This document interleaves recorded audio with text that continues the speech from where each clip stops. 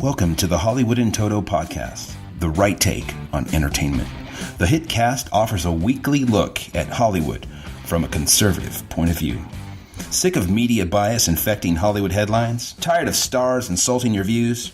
HiT has your back. Now, here's your host, Christian Toto. Welcome to episode 58 of the Hollywood in Toto podcast, the right take on entertainment. This week we're speaking with Ethan Van Sciver, the super talented artist behind Hal Jordan and the Green Lantern Corps. He'll take us behind the scenes of a major DC title to find out how those amazing stories reach our newsstands. This week's show is sponsored by Acme's Photoshop Academy. When you've got to alter an image, stat, without your subject sporting more than two legs. Before my chat with Ethan, I wanted to go over the Oscar nominations. There are a few surprises, really, from the announcements earlier this week.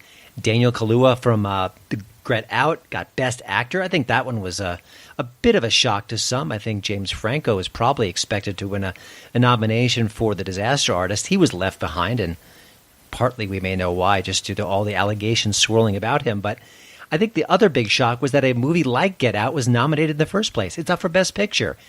Academy Award voters don't like horror. They don't like comedy, that's for sure. But occasionally they'll bend the rules and they'll make an exception. I think if you look back in history, The Silence of the Lambs is one of the biggest exceptions, and that movie swept the year, deservedly so, but shocking that such a grisly horror film would do so well. Other surprises? Not so much. I think maybe the biggest revelation here is that so few of the Best Picture nominees made any money. Films like The Shape of Water and even The Post, they're making some coin at the box office, but neither one is a bona fide hit. But you know what? Get Out was, and so was Dunkirk. Will that help or hurt?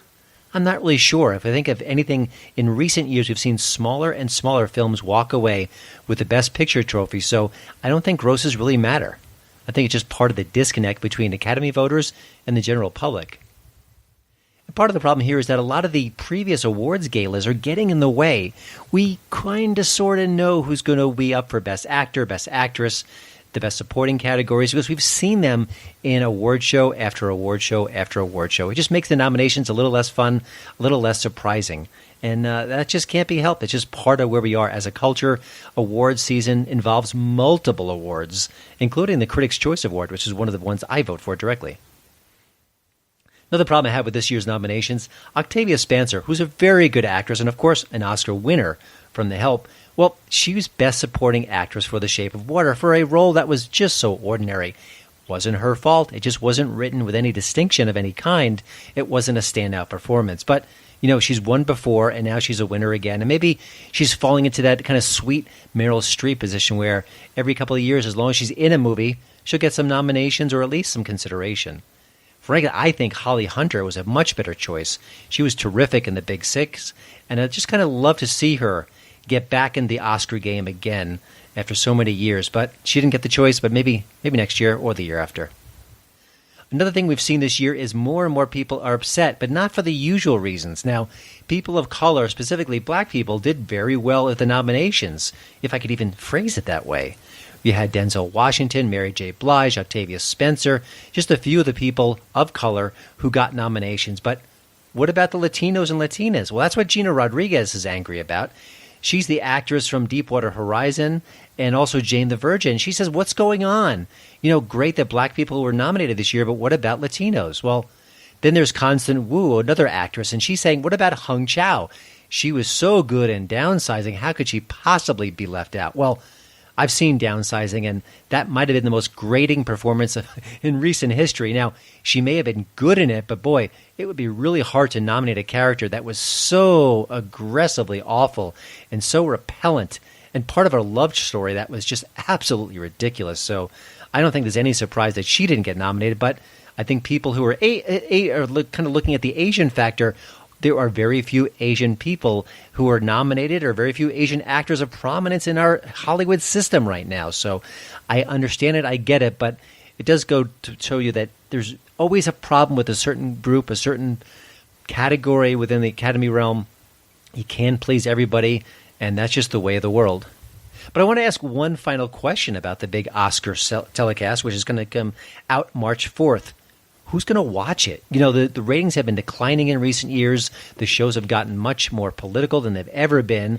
And now look who's hosting yet again, Jimmy Kimmel. Now, Kimmel was political last year, but he wasn't really a political figure. He was kind of just an amiable late-night show host. Now, the last few months, he's been crying about healthcare. He's been basically spitting out Chuck Schumer talking points. He's been blasting the GOP on and off screen and often on Twitter with really nasty results. He's become a defiantly partisan figure, and that's not going to help this award show, I don't think. You know, it's great to get a small but robust rating figure from a late-night show like Colbert's The Late Show or even like Jimmy Kimmel Live. But when you're talking about the Oscars, that's an event that's supposed to get a lot of eyeballs on it. I don't think it's going to happen this year when you've got someone like Kimmel hosting and doing the usual routines against Trump, against the usual suspects. I think a lot more people are going to tune out this year. And you know what? If it wasn't my job, I might too. You're listening to the Hollywood in Toto podcast, the right take on entertainment.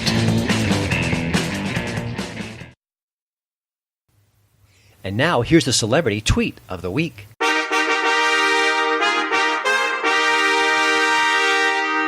This week's honor goes to Zoe Kazan of The Big Sick, and if you haven't seen that movie, it's a really good romantic comedy.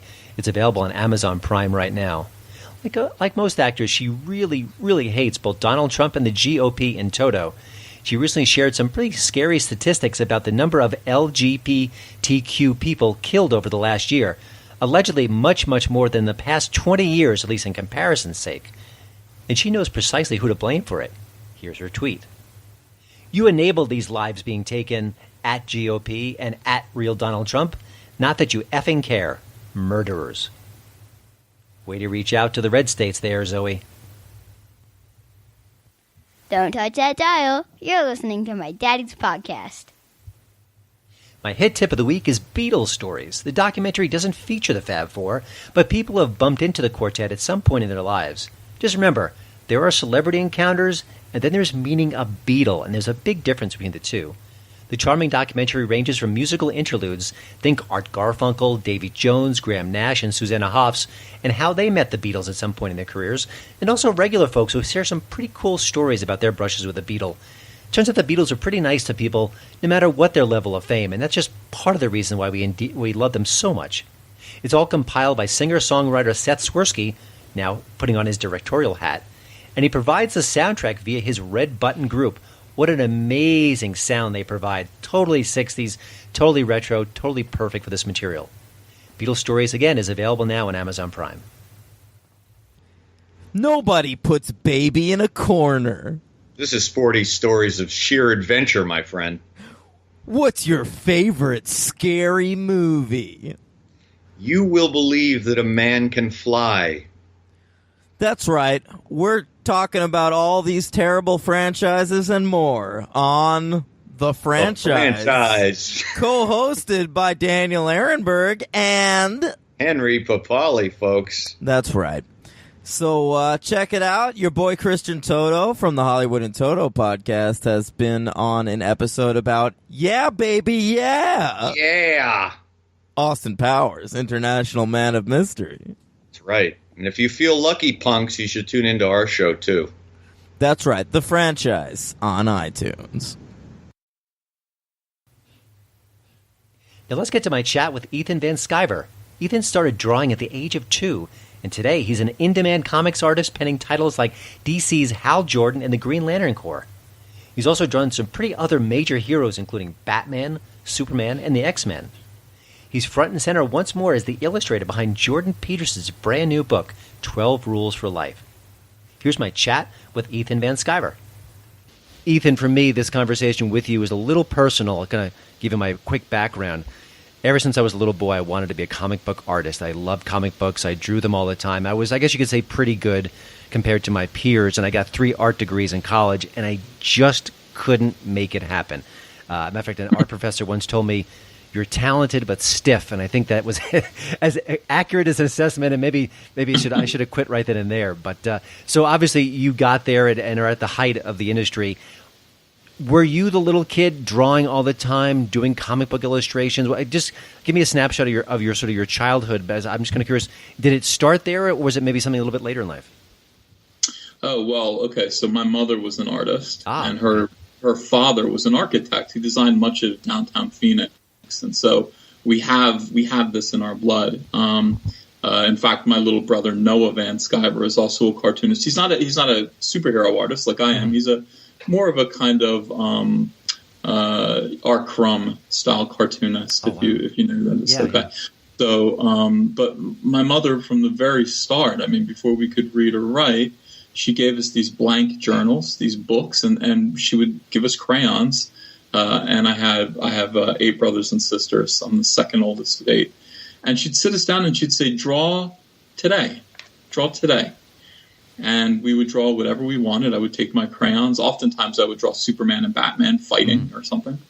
And then she would just say, okay, so what does this represent? And we'd tell her in our little baby voices, and she would write down verbatim what we wrote or what we said. And so I still have those journals.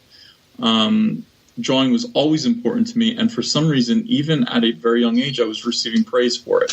Mm-hmm. In second grade, they put me into a gifted program where they advanced me up to the 7th grade art class. So I'm drawing with these much bigger kids. Oh, yeah. Copying magazine illustrations and things and getting harsh criticism. And then I was put into another gifted and talented program in the 6th grade. Where it was very strange. There were all these popular kids, and I was kind of the wallflower, of course. And we always had these tasks to do. They would give us these problems to solve. And one of them was one day they said, hey, we're going to do this contest. It's a Life cereal contest. We're going to write and storyboard a commercial for Life cereal. And it's a nationwide contest, and whoever wins, they're going to get all this video equipment for the school. And I remember sitting there with these other kids who kind of were also gifted and talented, and they all had this idea. And I said, I have this other idea. Can I just do it myself? And they scoffed at me. And the teacher was nice and said, yeah, Ethan, you can do it by yourself if you want. So they did their idea, these other 4 or 5 kids, and I did mine, and I won nationwide. That's amazing. Was that the point where you realized that, hey, this isn't just a skill, this isn't just a fun hobby, but maybe this is something I could significantly do, or was it you were kind of too young for that maybe? Yeah, I was too young for that. I hadn't decided I was going to be a comic book artist yet, but what I did learn was to kind of go against the grain and follow my own instincts. And the crowd isn't always right. Yeah. And yeah, just to believe in your own ideas and take risks. Gotcha. So yeah, it wasn't until I think I was 13 or 14 or 15 that I decided I wasn't going to be a paleontologist. I wasn't smart enough for that, but I was just smart enough, barely, to be a comic book artist, and that's what I'm doing. I had a professor who told us sort of in a whimsical voice, if you draw every day, you don't need me, you don't need class, because you'll teach yourself. How much of your skill do you think was self-taught, and how much do you think was sort of part of your formal education? Well, I'd say about 98% of it was self-taught with a little bit of guidance from public school teachers, art teachers, who many of them were kind enough to kind of steer me along and give me tips. I mean, I could make a tip, just a little suggestion, criticism go an awful long way, because I would think about it a lot and I'd read about it and I'd say, well, this teacher said this to me, and what did he mean by that? And why aren't I incorporating that into my work? And so just a little bit of feedback, I think I took more advantage of and utilized better than an extensive education in art. Gotcha. A lot of the work that I did, I would basically copy what I saw in the comic books and try to make it as faithful as possible. Was that part of your sort of informal education? Like, did you just kind of draw from your imagination and let it kind of run wild from there? Yeah, I really drew from my imagination. I remember copying a John Byrne drawing of Phoenix from an issue of X-Men that I thought was so beautiful that I just had to draw it. I just had to copy it. And I can't remember if I traced it or what, but I just had to get those lines down the way that he did. And that's the only time I can ever really remember copying anything. From there on out, it was my work, warts and all. It was all my mistakes. Wow. And, I think the last time I really copied something was when I was 19, and I decided, okay, look, I'm out of school. I intend to be an illustrator. I got to get started and draw my first real comic book page. And I opened up an issue of Spider-Man. And I mean, when you talk to young artists, people who want to be comic book artists, just drawing panels, like a panel layout, seems incredibly difficult of an obstacle, something that they don't understand. So what I did was I just copied a layout from Spider-Man. I just copied a layout and inserted my own characters in there for the very first page that I ever drew. And then I went, oh, I got this. And then from then on, I drew a page a day, every day until I was a professional. That's amazing. Now, you've worked at Marvel. You're currently working with DC Comics. How hard is it to get to that level? I mean, I think about, my son's 6 years old. He wants to be a hockey player, and I'm kind of letting him know, as good as you are, the competition is extremely tough, and the odds are stacked against you. I would say the same would be to you in your career, but you've made it. Well, how difficult was that final part of the journey? You got the first part in. You're drawing all the time. You've got the family history. You love it. You've got the freedom. But getting to there, that's the big league. That's the show. Christian, thank God that God makes young men stupid, because you really need to be ignorant of how difficult a career like this is going to be, how competitive it is, and how unprepared you are for it. And I see this in my own son. He's 18 years old, and he wants to work on BMWs for a living. That's his goal. And he doesn't know how little he knows yet, which is excellent, because if he did, he would, be kind of intimidated. But, at age 19, you're, looking at people that you admire, other artists, and you're also picking out artists that you don't like very much. And you're just looking at them and saying, well, if this guy could do it, I could do it. And that kind of very competitive attitude that makes you kind of bullheaded and fearless. So it was, it's not about breaking in all at once. It's not about one day when I turned 20, I was hired by Marvel Comics. It's a step-by-step kind of progression wherein you draw comic books, you photocopy them, you put them under people's noses, and eventually you find a small press publisher who takes a chance on you and puts your work out. And before you know it, you're getting paid, and you're expecting to get paid, and people know your work and they know who you are, and you're able to contact editors at Marvel and DC, and they start giving you work as well. Gotcha. So, I mean, you mentioned before about sort of the artists you like and don't like. When I was a kid, I hated Jack Kirby, and I didn't realize what a giant he was in the industry. And as an adult, I'm like, I love his stuff. It's so unique, and it's got such energy and vibrancy. But as a kid, I hated it. So I guess I didn't know what I was doing or thinking at the time. Well, when you're young, you have much different tastes than you do as you get older. I remember Jack Kirby being a subject of conversation with the other boys on my block, because we all liked comic books. And the older boys were saying things like, look, he draws fingers flat. They're flat. And I'd be like, well, yeah, that's just one thing that he does. It's just the overall. I loved Kirby. Yeah. I was just like, it's the overall thing that he's presenting here, the way he makes you feel when you look at his drawings. So, tastes do change. And it is important that we keep, like these guys who I really admired, like Todd McFarlane and Jim Lee, and these very exciting comic book artists that are really aimed at the hearts of young people. It's important that we keep those people around and working and producing their wonderful superhero comic book art, so that the next 13-year-old Christian or Ethan finds comic books and just gets their imaginations fired up. Yeah. And then later we mature, and then we find Neil Gaiman. That's right. So I think this is a big question, and I'm going to ask you to kind of break it down into more digestible chunks. Talk briefly about the collaboration between you and the rest of the creative team on a single issue. Let's just say Hal Jordan and the Green Lantern Corps. Is it a constant back and forth? Are you in the same office? How would you? I mean, again, this could be like a 12-hour conversation, but break it down, and how does it evolve at that? In the sort of the crucial point. Well, it's different every single time, because there are different jobs are different situations. There are books that I've done where I was instrumental from the very, very start, from the conception of the project. Hal Jordan and the Green Lantern Corps, the book that I'm on now, is pretty fairly run by editorial and the writer, whose name is Rob Venditti. And the reason why is because this book is on a bi-weekly schedule. It comes out every 2 weeks, not monthly. And so it's an impossible amount of work for just one artist to do. And so there are about 3 different artists who switch off on the series.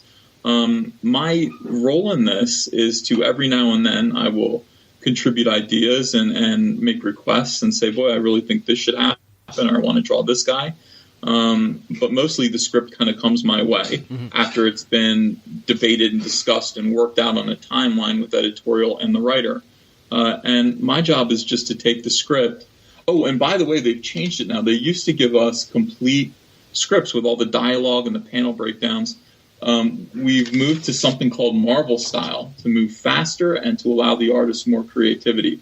And Marvel style is essentially just a 4-page breakdown of an entire issue. Wow. So it's, in essence, it's here's the story. Now you tell it your way. And then once we get the pictures from you, once we get the images, we're going to have the writer take a second pass at it and write dialogue to fit in with your images. It sounds a little more like improv comedy, where you kind of there's much less structure, much more ability to kind of roam. Oh, it's wonderful. And the thing is, as the artist of a comic book, who are you? And if this was a movie, you would be the director and the entire cast. So, you've got your screenplay, and then you're responsible for directing this motion picture, essentially, on paper.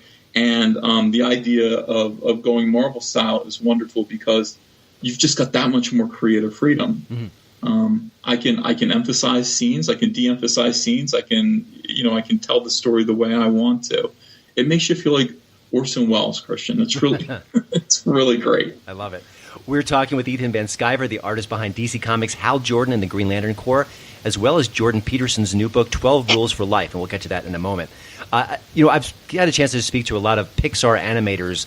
I'm based in Denver. They come to Denver when their new movies are out, and they often talk about all the research they do for a movie to kind of get the characters, the background, the lighting.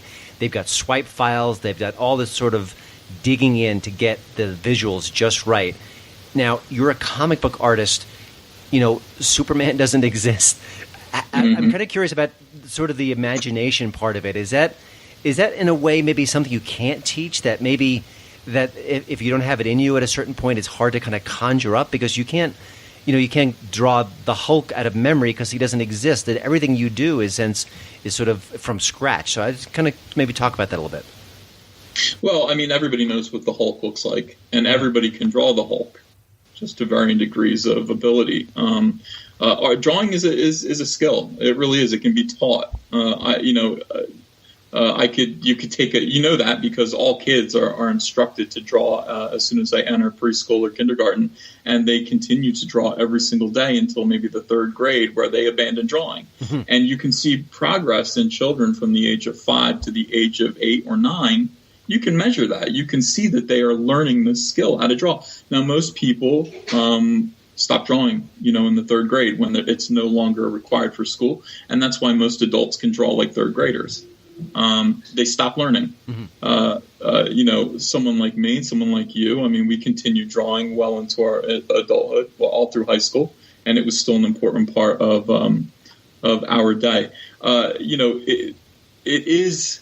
On the other hand, there is something called talent, which is a little spark. It's an accelerant that actually propels skill. Most comic book artists have that thing. They have talent. It isn't something that can be taught to tell a story in an interesting way. It does require instinct.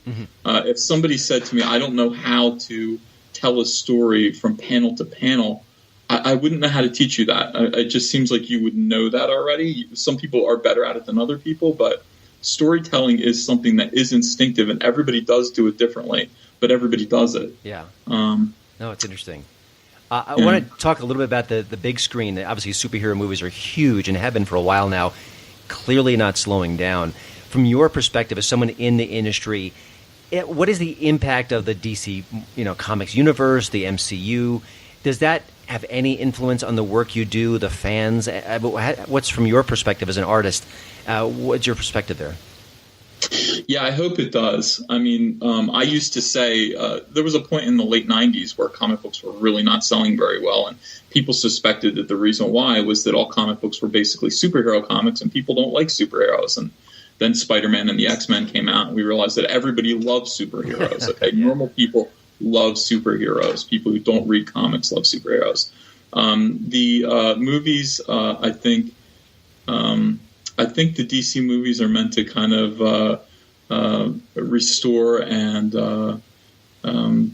just show these hopeful, wonderful superheroes that inspire hope and are role models. I hope that's what they do. But hopefully the other thing that they do is they might get people saying, I really like the Wonder Woman movie. I think I'd like to go into a comic book store and maybe see what this is all about.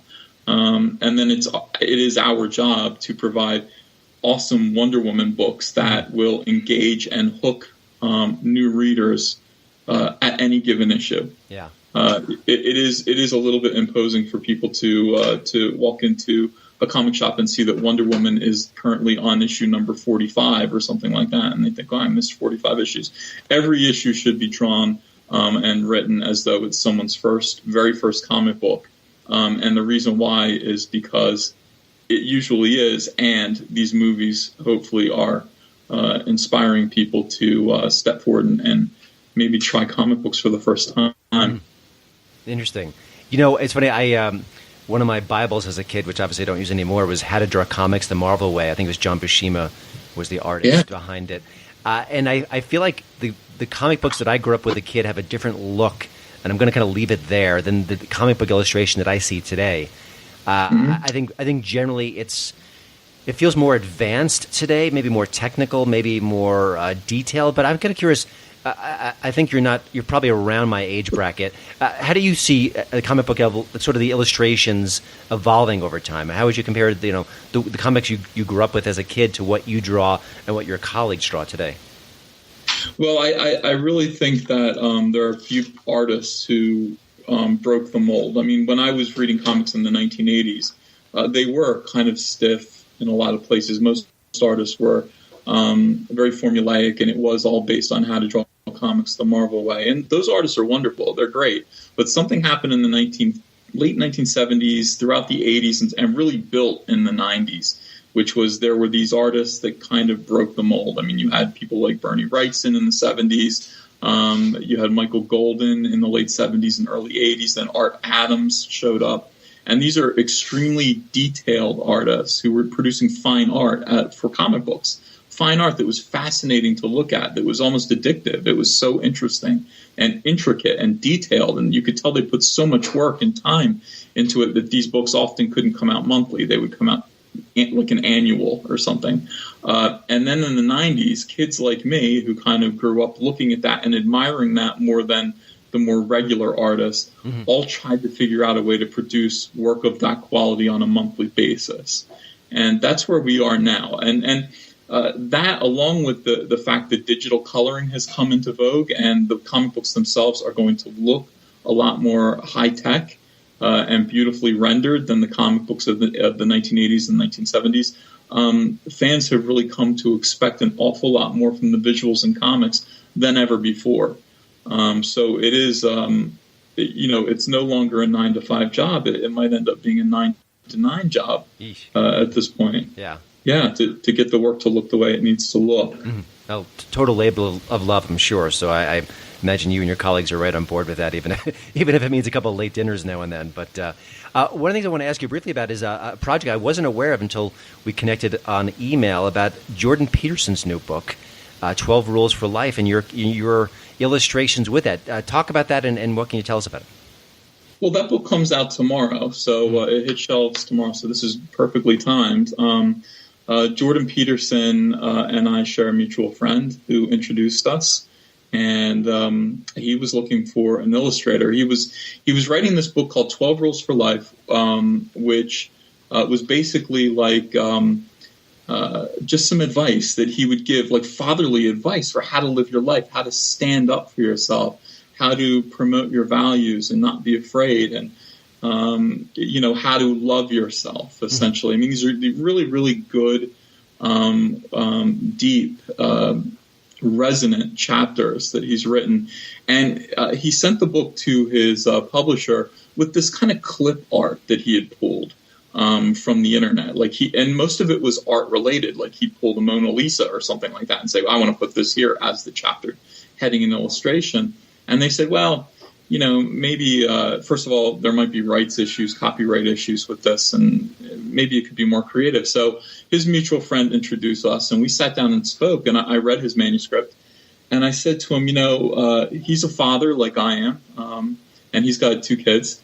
And I said, this book reads to me like a father advising his children on how to grow up and become adults and how to behave themselves properly. And, I said, I want to do that with this. I want to take your clip art illustrations and use them for inspiration. I want to draw your children looking at them as if you're teaching them, you're showing them. So this is almost going to be like there's a through line through the book almost. It doesn't quite work out because there are some things that didn't quite. But the idea was, hey, these kids are walking through the most incredible art museum in the world. Okay, so they're going from, the statue of David, to all these other like famous works of art that are improbably stored in one location, where Professor Peterson is actually instructing them. He's saying, look at this and then listen to what I have to say. And I told him that was my idea for these illustrations, and he loved it. He sent me pictures of his children, and I did my very, very best to convey that. Well, I'm sorry. Oh, he said, you added some lightheartedness to the book, which I really appreciated. So I hope that's true. You'll let me know when you see it tomorrow. Sure. And I will have the link to that book on the Hollywood in Toto show notes page for this podcast. One last question. There's been a lot of noise in recent years about the comics industry. There's been some changing of kind of classic characters, trying to get more diversity into it. It certainly has been an issue for a while. I kind of, there's been heat about this. There's been praise about it. From your perspective, what's been the good part of that evolution? And what is there anything kind of problematic about it? Or what's your kind of sense on the industry and where it's been going in that direction? Yeah, I think that people have kind of woken up to this idea that, hey, most of our biggest superheroes are kind of white males. And, we kind of just take that for granted because of the era in which they were created, and the people who created them kind of tended to make them look like themselves. And, through the years, we've had more diversity with characters like Black Panther through the Fantastic Four, and Falcon through Captain America, and eventually including outed LGBTQ characters, and like North Star from Alpha Flight in the 1980s. So this has become a thing. I mean, we're realizing that the fan base is more diverse, and people want to make them feel included with the characters that they see. Now, this is a fine thing. It's a great thing, in fact, and we do need to do more of it, but we need to do it in a way that doesn't sacrifice story and also protects these great legacy characters that we've been entrusted with. And I think there has been some controversy that certain big characters like the Hulk and Iron Man and Wolverine have been killed off and replaced with a diverse kind of fill-in character out of the blue who you're supposed to love and want to read about just as much as you wanted to read about Tony Stark or Bruce Banner. And these characters don't seem to be as well defined. It seems like they were put in these books just for the sake of saying, hey, we have, a new Asian character, or we have a new gay character. Suddenly Iceman is gay, even though he's never shown any signs of that being the case throughout his 50-year history. So, there's a little bit of pushback in that regard. Like, diversity is something that is important. It needs to happen, and it needs to happen in a respectful way that respects the audience who's reading these books, because they're here for beautiful art, and they're here for fantastic stories about compelling characters. And we need to provide them with those 3 things first and foremost. Yeah. All right. Well, I'm going to let you go at this point. Ethan, thanks again for joining the HiTcast. You can check out Ethan's work on the DC Comics title Hal Jordan and the Green Lantern Corps, as well as the new Jordan Peterson book, 12 Rules for Life. Hey, it's a real treat to speak to you. Congratulations on an amazing career. I love your work, and hopefully we can talk down the road about other projects. It sounds like you've got lots of different avenues to go down and up, and I look forward to seeing them. Christian, it was my pleasure. Thank you. Well, thanks again for listening. Don't forget to check out HollywoodandToto.com for both the show notes and, of course, the latest entertainment news. Please follow me at Twitter at HollywoodandToto. And we'd love it if you leave a podcast review over at iTunes. See you next week.